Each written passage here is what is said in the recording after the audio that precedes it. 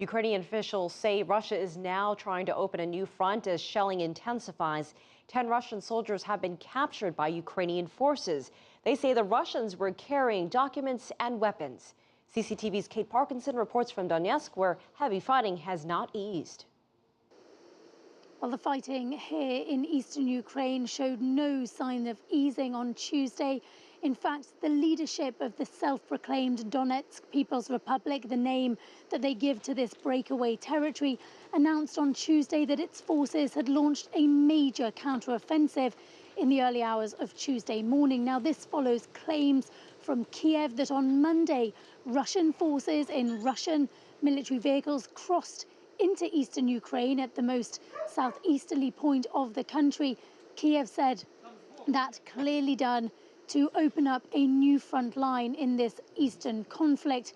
Now, Kiev has repeatedly claimed that Russian troops are operating here in eastern Ukraine, but we've never really seen any evidence. However, on Tuesday, they released a video, and in that video, they showed 4 soldiers who, under interrogation, had admitted that they were members of the Russian military. Now, these 4 soldiers were part of a group of 10 paratroopers that Kiev said it had detained on Monday. It's certainly the strongest evidence yet that we've seen regarding Kiev's claims that there are indeed Russian troops here in eastern Ukraine. Now, Moscow has repeatedly denied these claims.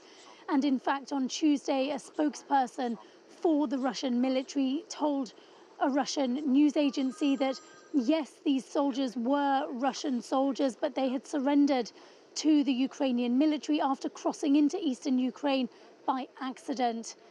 Meanwhile, in Kiev, the Ukrainian President Petro Poroshenko dissolved the parliament on Tuesday and called for snap elections. He said this decision was taken in line with Ukraine's constitution and said the elections will be held on October the 26th. He said the ruling coalition had collapsed a few weeks ago, and this was a necessary move in order to cleanse the parliament.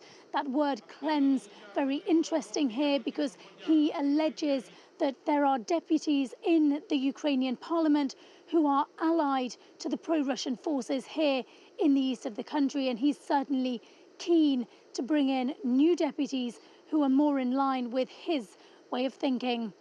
Kate Parkinson, CCTV, Donetsk, in eastern Ukraine.